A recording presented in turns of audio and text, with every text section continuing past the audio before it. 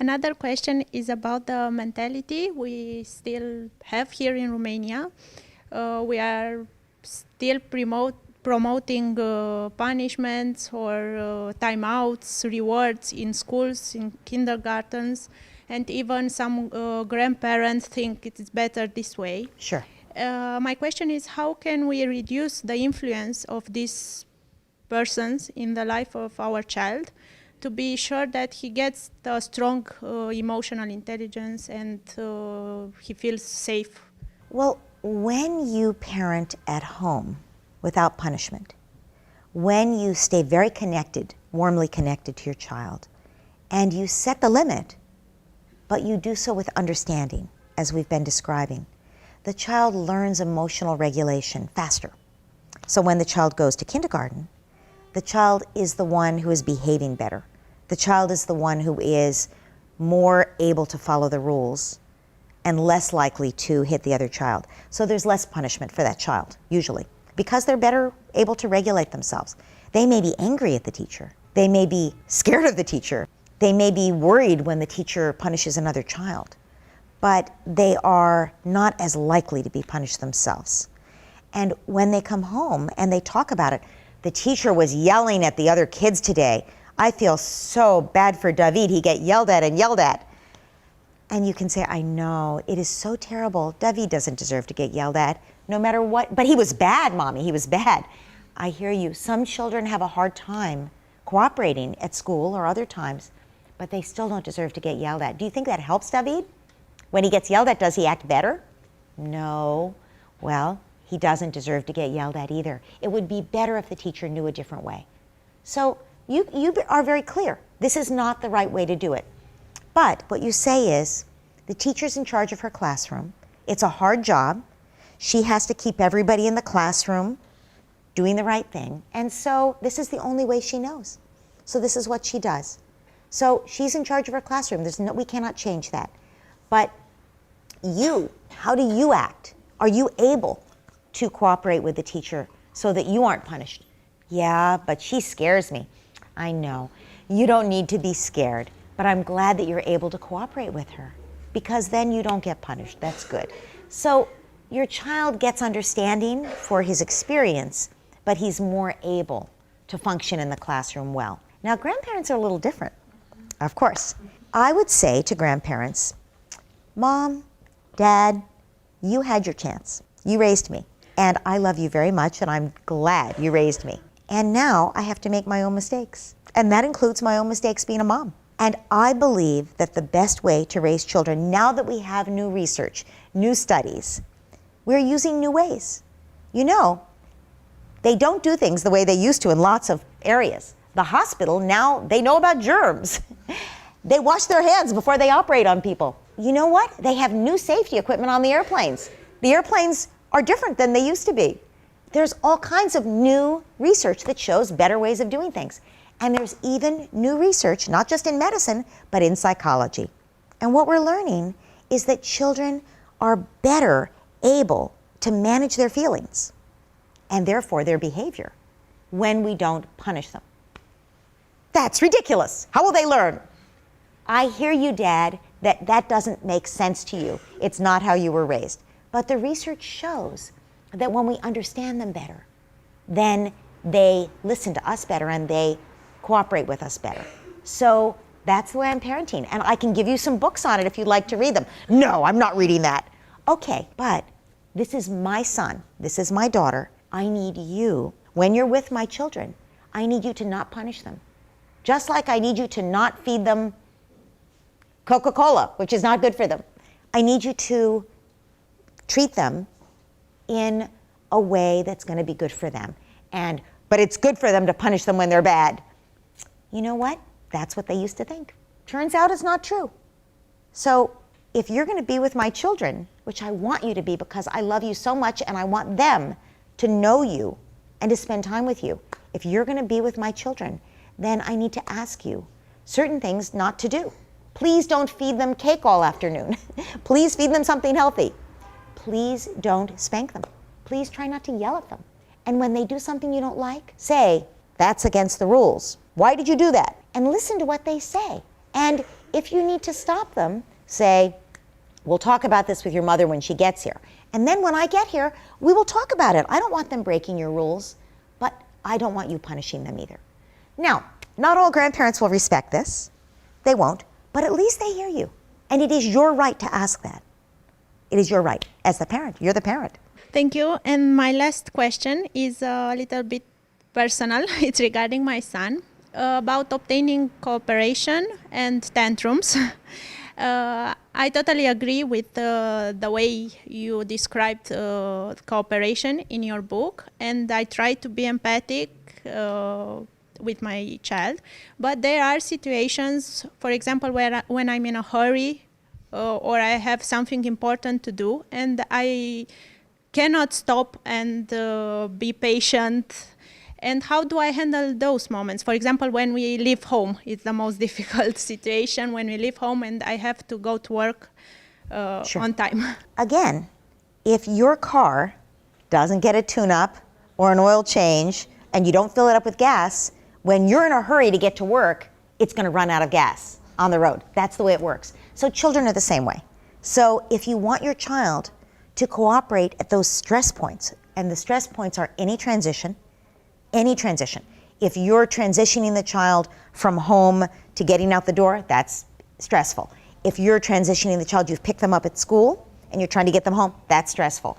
If you're trying to get them to bed, that's stressful. So any of those stress points, you can expect the child to break down every time, unless you do prevention with them. And what is prevention?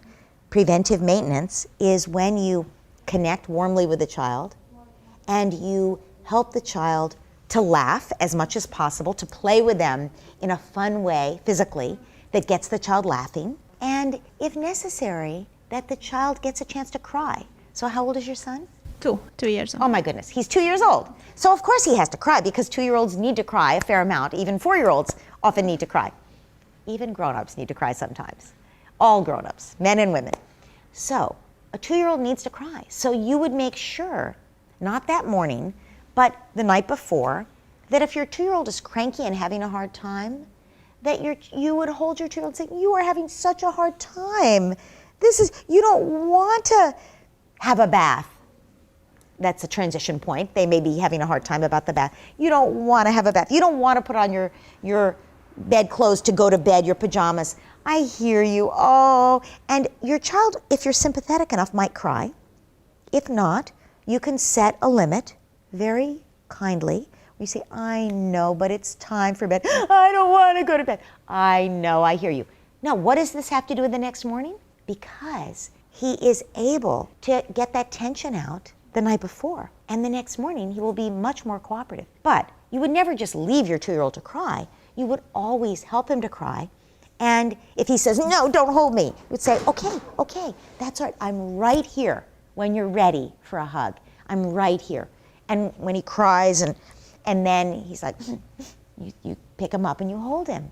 So that's prevention. That's the crime part. In the morning when he wakes up, the first thing you do is hold him, connect with him. Think of it as a car needs to have gas in it. It's the same thing. You're filling your toddler up with the love that will help him function through the day. And make your morning about connection. I know you have to get yourself ready. I know you have to get him ready, but make it all about the connection with him. Get yourself up, go to bed earlier, get up a little earlier so you're fully ready, and now you can just take care of the toddler. And then, as you get him ready in the morning, be playful, get him laughing, and then you'll see when you're not stressed, when you're going out the door, he's going to be much more cooperative. But let's say he still has a hard time. Let's say he still says, no, I don't want to go, because in fact he knows what's ahead. You're going to leave him at kindergarten and he's going to be sad, and he knows that's coming. So you say, I know you don't want to go to kindergarten. And then you can say, what do you want to do when we get home? Give him something to look forward to. I want to play with my truck. Okay, so we're going to write this down. You use your toddler's name. Say, he can play with his truck, and tape it right there near the door. When we come in the door tonight, we're going to see that sign and you can play with your truck. So now he has something to look forward to. You've just engaged the part of the brain that can manage the emotions, the prefrontal cortex. Now it's taking over. It's saying, oh, right, that's going to happen later. He's learning. He has something to look forward to. You're building neural muscle that is going to allow him to manage himself better because, oh yes, I want that later. So he's not focused on being unhappy right now, but you'll also be very sympathetic about right now. And even if he has a tantrum, even if he cries, it won't be as bad because last night he already got out those feelings, and this morning he already connected with you, and now he might be sad, but you're going to say, I know, you wish you didn't have to go, but you know what? Now we have something to look forward to later, and and be playful. Do you think we can skip on the way? Do you think we can count? Do you think we can, do you think we can look in the window of the shop you like? And make it something that is more, most children, when you offer to play, they want to play. So when you're playful to him, he will recover faster and be more able to handle the transition. Thank you very much. Hello, my name is Bogdana. I have 3 kids, a daughter who is 10, and 2 boys, 6.5 and 5. And I have 2 questions for you. One is from my community, from my blog community. I've been writing on parenting, raising children, birth, attachment parenting, and so on, for about 7 years. Okay, so I do have not such a huge community, but it's a very tight one. The first question is from my community, and they are saying that once the children are in kindergarten or school, they change. When they talk with the teacher or the miss from the kindy, the feedback that they receive is, oh, your child is perfect, he's so attentive, he's so nice, he stays, he doesn't make noise, or he doesn't break things or beats. And they simply say, okay, I have 2 children, one that is very quiet and very nice at school, and the other one that is evil back home. When he gets back home, he's angry, he cries, he throws tantrums, and so on. So what do they do? Well, first of all, you start by being grateful. You be grateful that you have a child who's well enough put together, emotionally healthy enough, that he's able to cooperate at school. Because if he were going to school and being the devil child, that would be really bad for him. He would be punished at school, and he would be in terrible shape. So thank goodness that child is not acting out at school. That's a tribute to the parent. The parent has done a good job at home so that the child is able to function at school. And then you say, thank goodness, I'm also grateful that my child comes home and acts like that, because my child is showing me that what's going on at school is not good for them. It's very hard for them. And if I have a choice, I don't want my child in school that young, because clearly it's hard for them. If they're coming home and having tantrums and acting like that every night, then clearly it's very hard for them. And if there's any way to arrange it that the child spends less time there, that's what I would do. I realize that's not always a choice for people. But if it's possible, I would do that, because clearly it's terrible for them. That's why they're showing you this. Thank goodness he's showing me. If he were bottling it up inside, that would be terrible for him. So after you're grateful, what do? You listen. You listen to your child. When you pick them up, you get them laughing, which lets off some of that tension that they've absorbed at school.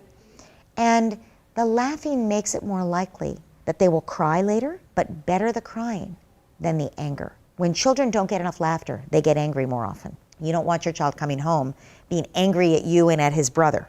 So instead, when you pick the child up, you try to get them laughing as much as possible.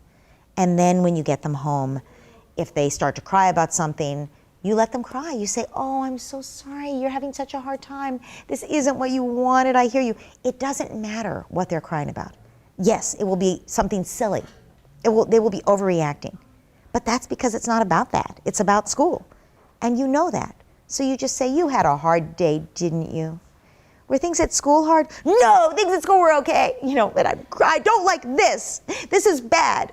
My brother wants that. You say, you're so mad. You're mad at your brother. It's hard right now. It's okay. I'm right here when you're ready for a hug. So you allow your child to cry. You understand. And you say, well, the price of my putting my child in school at this age, in a school that doesn't nurture him, the price of that is that I'm going to have to spend extra time on meltdowns when I get home later. That's the price we pay. But thank goodness the child does it and doesn't instead get very sick or very angry and begin to break the rules at school too. Thank goodness they show us. They feel safe with us. So they show us all of that pain that they pick up at school and bring home. The second question is more personal. The small one, who is almost 5, has seen his sister and his brother with the teeth falling. He's always saying, I don't want to grow up because I don't want my teeth to fall. And I don't want to grow up because people, when they grow up, they get old and they are ugly. And I don't know how to handle it because the other ones were pretty much excited about all those changes, and everything was very smooth, and we laughed about it a lot. So your youngest sounds very sensitive, like he really notices everything, and his concerns are completely valid. We all would like never to grow up on some level, right? Except we want a little bit of control over our own lives, right? And so you can sympathize with him. You can offer him empathy. You can say, you're worried about the teeth coming out. You're worried about the teeth falling because that feels like you're worried that might hurt, huh? Let's ask your sister if it hurt. Let's ask your brother if it hurt. Did it hurt? And they will say, no. Or they will say, well, a little, but not very much. And he'll say, okay, maybe I can handle this. And you say, you know what? It happens to everybody. We can ask everybody if it hurt.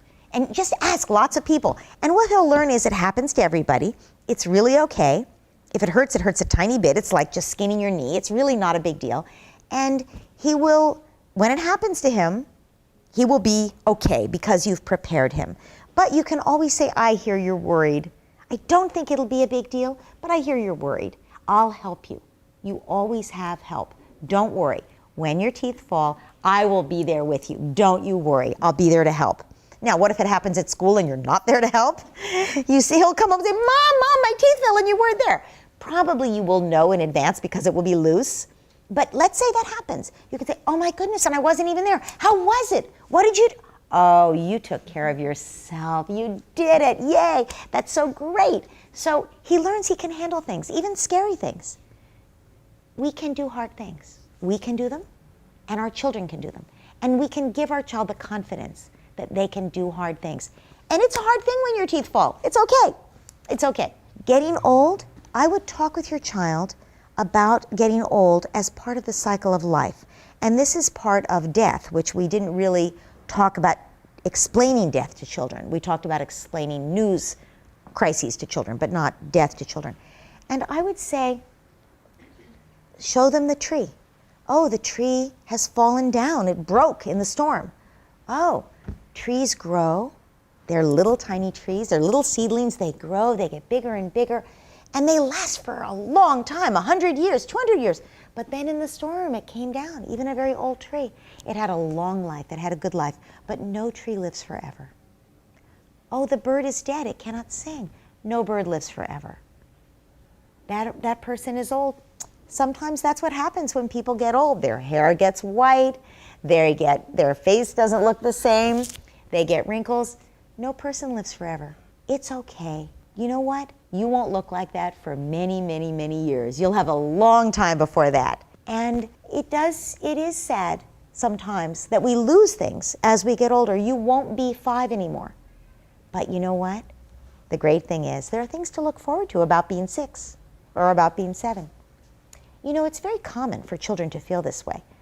My son never noticed. My daughter, every night before her birthday, every year, she would cry. I don't want to turn 6. The next year was, I love being 6. I don't want to turn 7. And that's a normal thing for a sensitive person. They see there's a loss. The truth is, there is a loss to each of us. Just living every day. We lose yesterday, we get tomorrow. And eventually, our life is over. That's sad. It's very hard for us to come to terms with that. That is the existential crisis that each human being must face. So it's our job to model for our children that that's true. We're allowed to be sad. We're allowed to grieve the passage of time and the things we lose, but we also can make it worth it by taking great joy in what we do have every day and in the new day that comes to us and every new morning that comes. And if we can model that for our children and talk about it, then the child begins to get some help from us about how to cope with the basic existential questions of life that every person must face. One last question. It popped up right now. Would you recommend the movie Inside Out Yes. for the parents? Yeah, for parents, but also for children. Yes. For children Yes. too, but for the parents, because I have found that parents are very surprised by that movie, which I find surprising. Why would you not know that's how it works? But parents are saying, oh, I guess it's okay for my child to have sad feelings. And that's wonderful. I think it's a movie every parent should see. Thank you very much. Why is the emotional intelligence important? And what can a parent do in everyday life in order to have an emotionally intelligent child?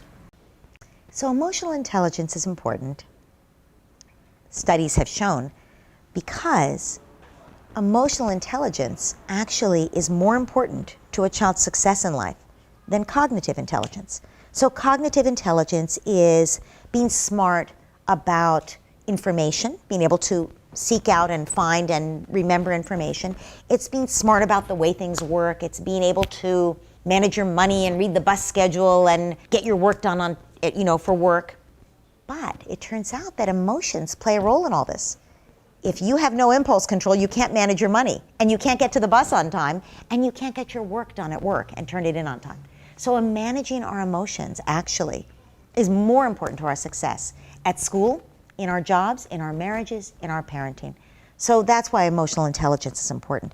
And emotional intelligence, what it is, it's being smart about feelings. It's being smart about our own feelings, what we're feeling, because you think you know, right? But often people just get angry. They don't understand that what they're actually feeling, they're scared. Oh my goodness, I'm angry at my child for not doing well at school, but actually I'm scared my child will fail and their life will be ruined. So it's really fear. So often we're not smart about our own emotions. So that's emotional intelligence, being smart about our emotions. And then the other part of that is being smart about someone else's emotions. Like, oh, what my child is feeling is they feel like a failure, or they're scared. Or what my boss is feeling is they're anxious about getting the project done, so they're yelling at me. So it's important to understand other people's feelings too, to navigate life. So that's what emotional intelligence is and why it's important. How we raise a child who's emotionally intelligent is really by, first of all, being emotionally calm ourselves. Because if we are always in a state of emergency, if we are always anxious, if we are always in crisis, if we are yelling at our child, the child does not have a chance to relax and take in emotions. The child is always in a state of emergency in response to us. And the child is always anxious. And anxiety keeps the child from hearing their own inner wisdom, keeps the child from being calm and thinking well.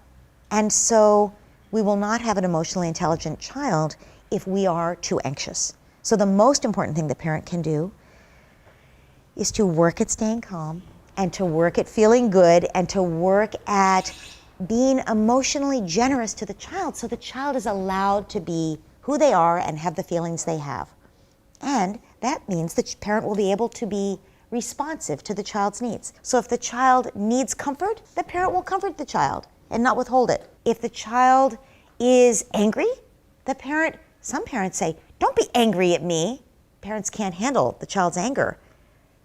But an emotionally intelligent parent who's not anxious will be able to say, Makes me anxious when my child is angry at me, but I can handle this. And say, you are so mad at me. What's the matter?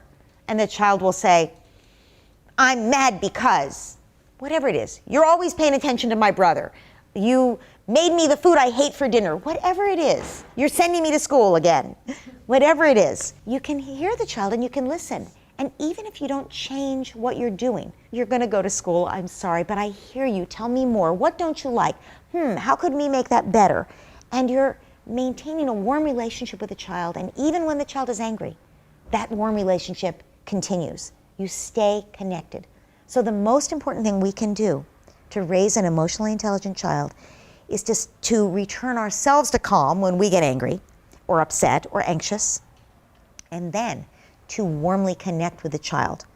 And I would like to say we stay connected no matter what, but you can't stay connected to another human being. We're always getting disconnected. We get angry, they get angry, but to always notice it and to return to the connection, to reconnect so that the child feels accepted, to reconnect with the child so the child feels accepted no matter what, and all their feelings are allowed, even though we won't always let them act in certain ways. No, you can't kick your brother. Yes, you do have to go to school. But we accept the feelings no matter what. And when that child feels that the feelings are okay, they're not dangerous, then the child does not have to repress the feelings. And therefore the child makes friends with the feelings.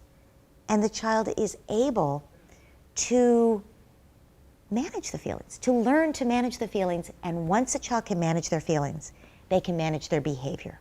And what about the parents who know the theory and who agree with all you're saying, but actually in the daily life they act on their violent impulses, they act on their fear, on their anger? What would be your piece of advice for them?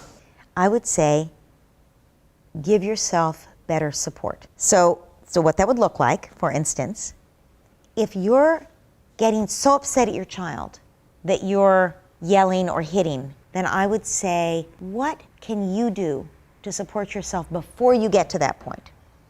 Maybe you're being so permissive that you're letting your child's behavior escalate.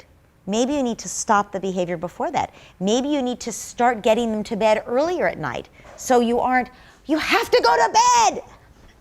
And instead, you start earlier getting them to bed so you can still be patient. Maybe that's what you need. Maybe you need to go to bed earlier yourself and not go on the computer after the child is in bed. Maybe you need to have more self-discipline yourself and go to bed no matter what. Just get yourself to bed so that you get more sleep. Maybe you need more help from your partner. Whatever it is, try to give yourself that support. And then the next thing is, when you feel bad, when you're beating up on yourself, you cannot do better.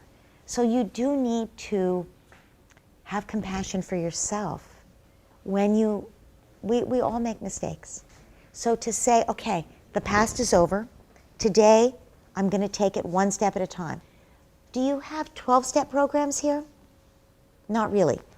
So a 12-step program is how people stop drinking alcohol when alcohol is very, very bad for them and they're an alcoholic. In the United States, there are 12-step programs for alcohol, for instance. And you don't say, I will never drink again. You say, today I won't drink. Or if that's too hard, you say, this morning I won't drink. If that's what you have to, you might say, this morning I won't yell.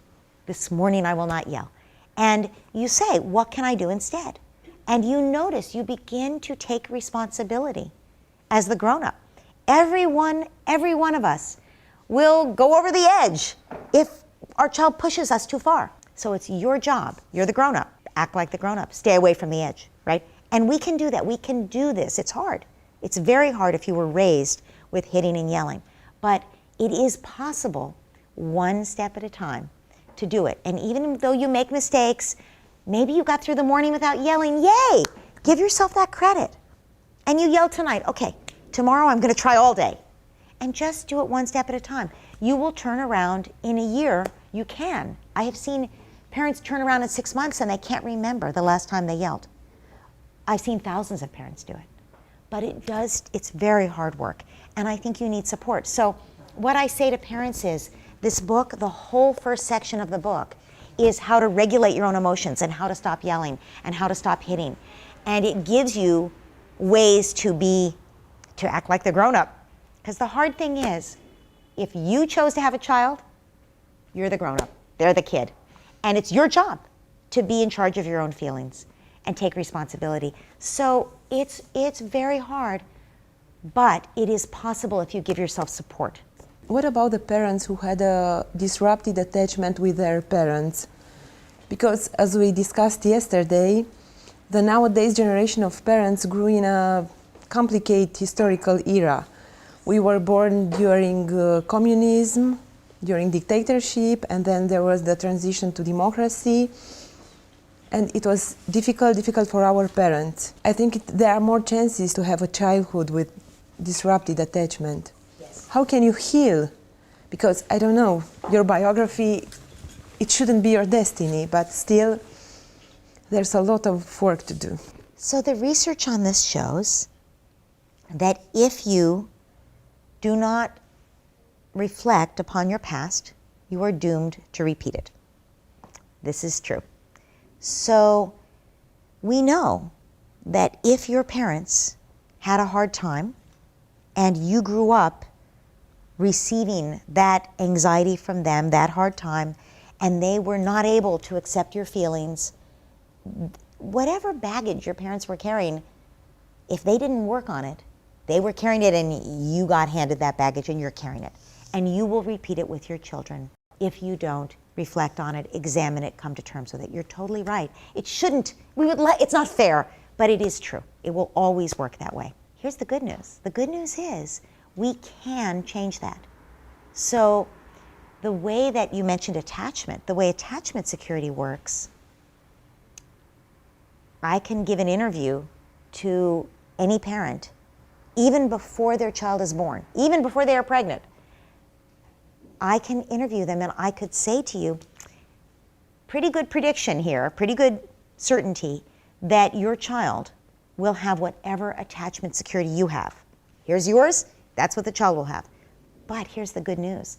If you have therapy, if you work on yourself, if you keep a journal and you think about your childhood and you talk about it and you reflect on it, you will change. And then your child will change as well. Your child has a chance to be free of that past. So this is great news for all of us because it means that simply by reflecting on the past, we are not doomed any longer to repeat it. We are able to rise above it. So how would a parent actually do that? Your parents had a hard childhood. They were in a war, they were separated from their parents. Maybe they were raised by the grandmother. Maybe they starved. There are many reasons they could have had a hard time under the dictatorship or in the war. And they might have given you a hard time because they had a hard time. But if you can notice that and see it from their perspective and realize, when I was a child, I thought the problem was me. I thought they were acting like that because I was not good enough. But actually it was about them. Then you begin to realize that you can understand them and you can see them as separate individuals and you see them from your adult perspective. And you make sense, oh, they acted like that with me when I was a child because of them. That was information about them. It had nothing to do with me. Now, you will still have things that hurt when you were a child. And you will have to grieve. You will have to cry. You will. Their only way out is through. You can't just push the feelings away. You had them when you were a child. They're there. You're still carrying them around. But if you let yourself feel them and you notice them and you think, you know, I often feel sad. Maybe this is related to my childhood. My parents were so sad, right? Or I really missed them when my grandmother had me and she was old and cranky and her health wasn't good and I missed my parents all week long. Whatever, you notice those feelings. Let the tears come. And the good news is that after you let yourself do that, you will notice the next day, you feel lighter. You actually feel better. And every time you do it, you're healing some small piece. And as you do that, you leave the past behind.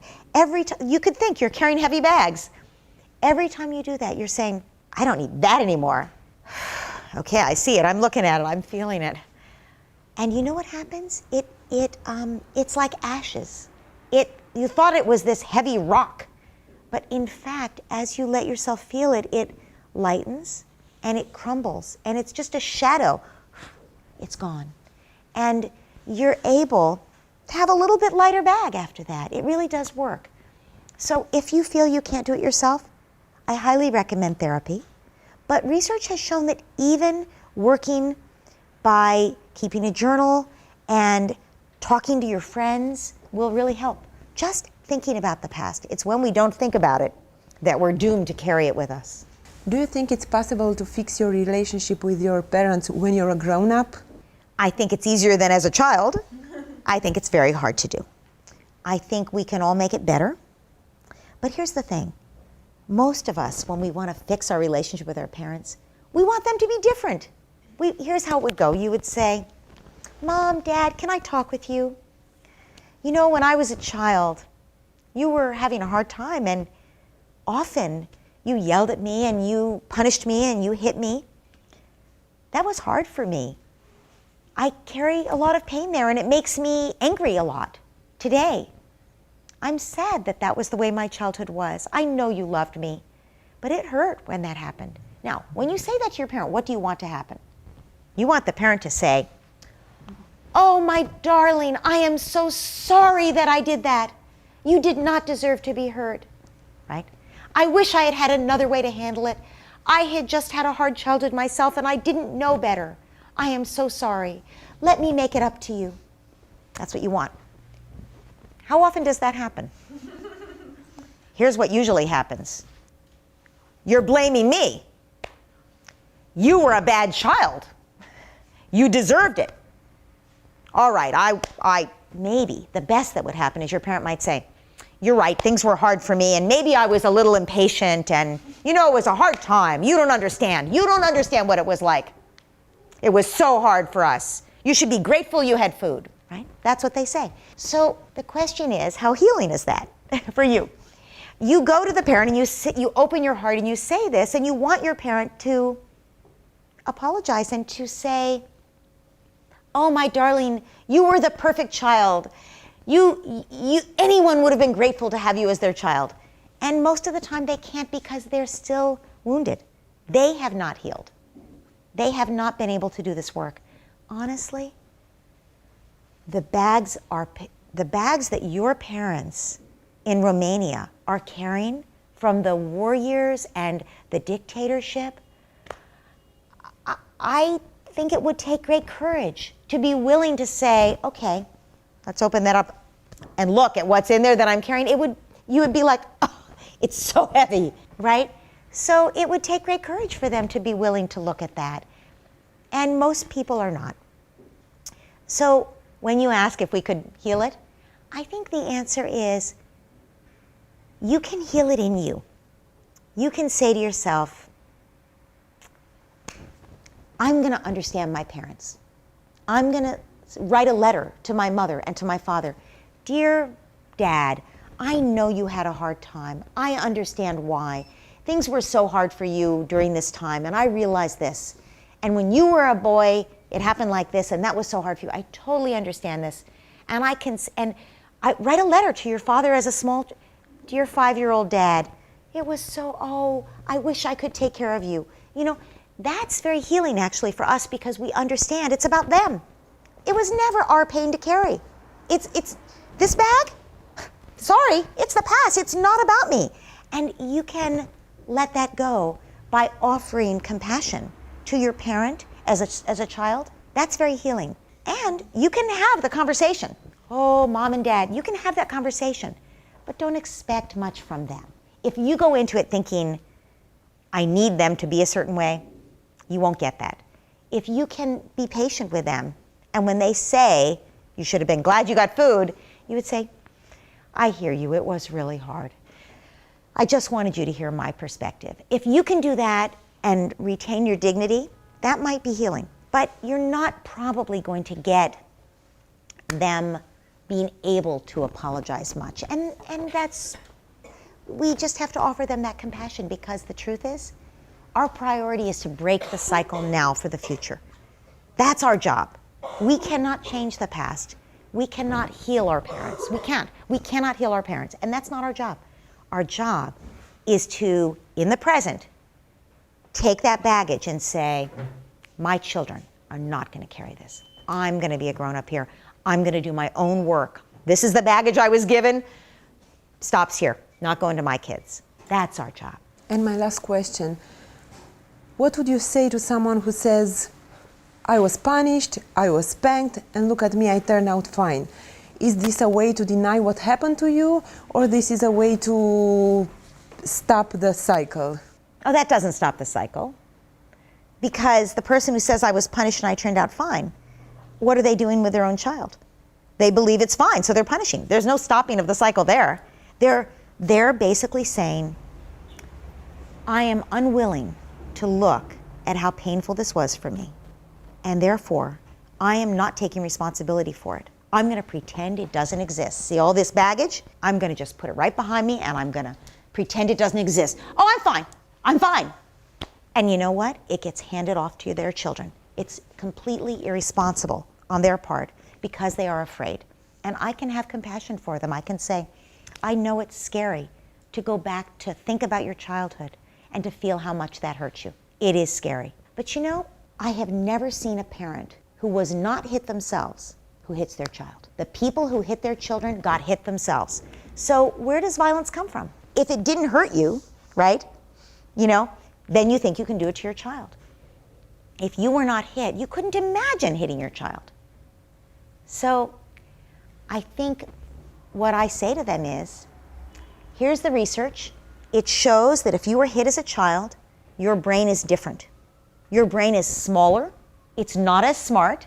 You don't have as good emotional regulation. And even if you're pretty good, you could have been a lot better. Imagine how great your brain would be if you hadn't been hit. And I just think if we understood, if we could acknowledge how much it hurt us to be hit, there's no way we would ever do that to another human being. A helpless child, there is no way we would do that to our beloved child who we brought into the world. There is no way we would do that. Thank you.